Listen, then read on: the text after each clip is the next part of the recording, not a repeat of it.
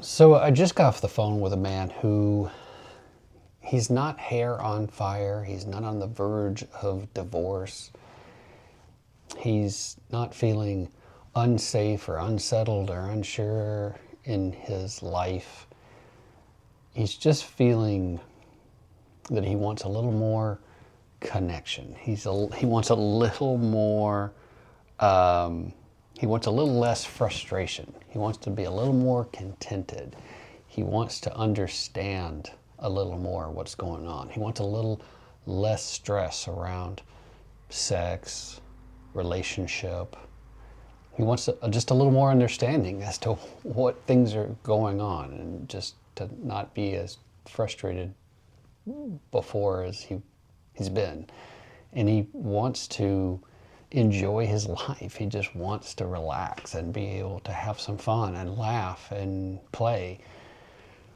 And it's interesting, quite honestly, to do this work, to be a men's coach, to do men's coaching, because I talk with a range of guys, right?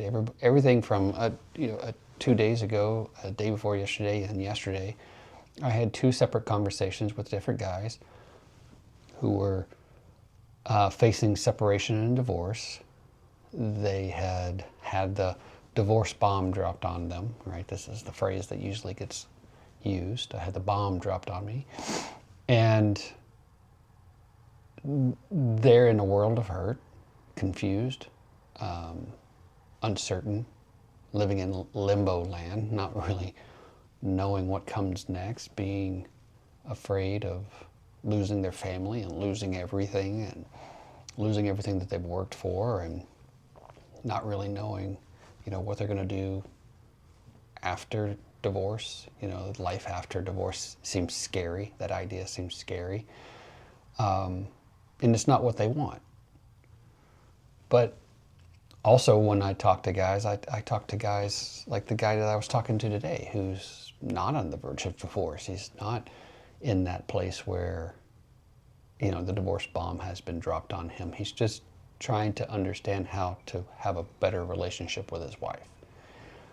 And I love that, because that means that hopefully he will be able to avoid being one of the other guys that I have the conversations with, where I say, where we talk about the divorce bomb part.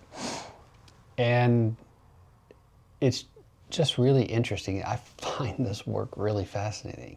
I mean, there are times when a man is frustrated with her because there are things that expectations that he has, stories that he has about how things are supposed to go, that are unmet.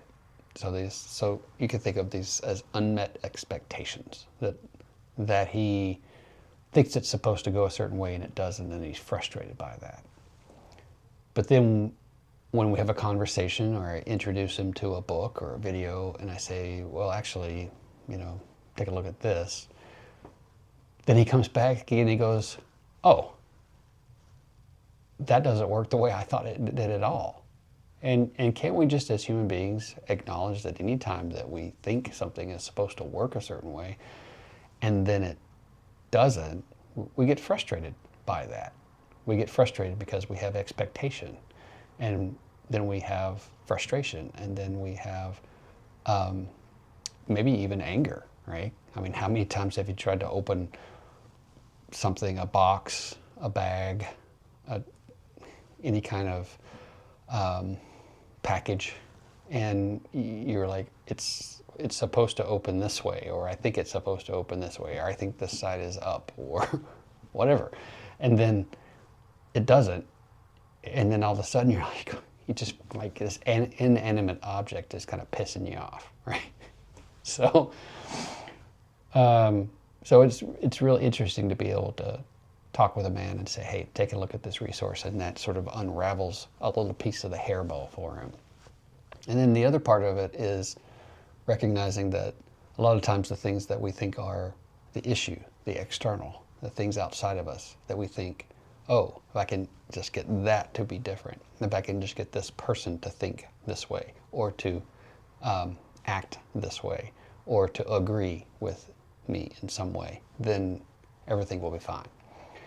But what we don't recognize is that that need to control the external is really pointing to and telling us something about ourselves.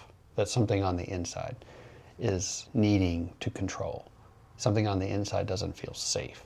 Something on the inside is driving us. There's some sort of operating instruction, some sort of belief, some sort of thought, some sort of feeling that is pushing us around.